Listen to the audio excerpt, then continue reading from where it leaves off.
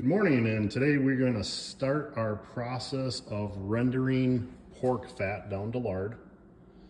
So this is the pork fat. We just recently butchered a few hogs and trimmed off the pork fat, and we ground the pork fat with a coarse grinder, and we are now going to start the process of slowly cooking it down to make lard for frying fish, baking, and so on and so forth. So it's a long process, but we're gonna start. I got a pretty big batch here in a roaster pan, and you wanna start that like 120 degrees. Again, nice and low and slow, and we'll continue the process and we'll show you more steps as we go. We are approximately 1 hour in to rendering down this pork fat for lard. Not much has happened yet. However, we will stir that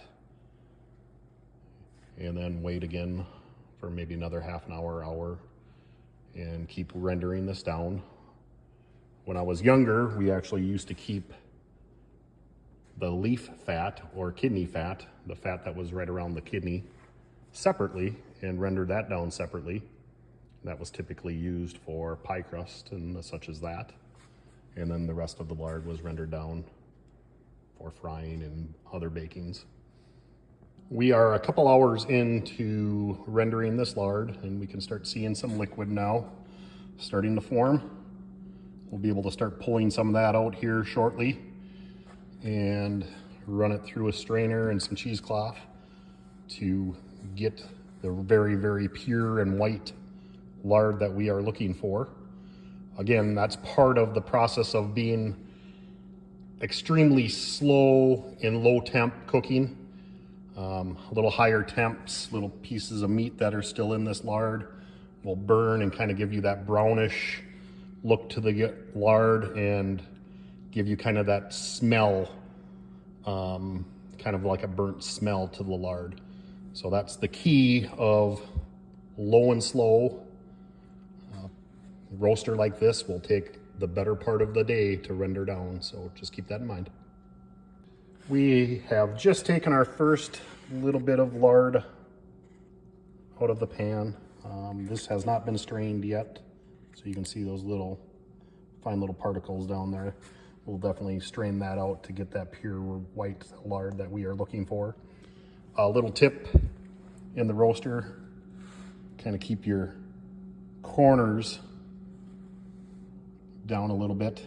It's easier to dip out the liquid lard as the rest of the batch is cooking down. I used to store lard, the finished lard, in like gallon containers. Now I keep all these smaller little containers.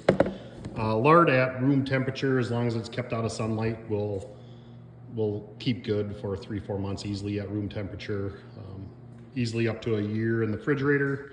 And it'll last a couple years in the freezer. And that's the reason why I started using smaller containers. Could take out a smaller container out of the freezer and keep it in the fridge for when you need it. Okay, as we can see, the little pockets that I've been leaving in the corners, the liquid's been pooling up nicely. Makes it a little bit easier to get that liquid out as we continue to render down.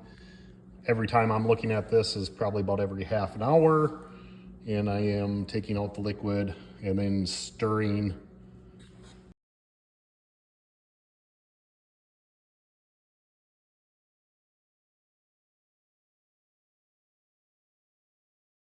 I would like to note that I am increasing the temperature as I am taking liquid out from the pork fat. As I'm taking that liquid lard out, I'm increasing the temperature and watching it more often and stirring more often, just to squeeze all of that juice out of there that we can. This is an example of last year's lard that, done properly, gives you that nice white lard look, no smell, perfect for cooking. Here we have some of the lard that we rendered down in the fry pan, getting it ready and hot enough to fry some fish.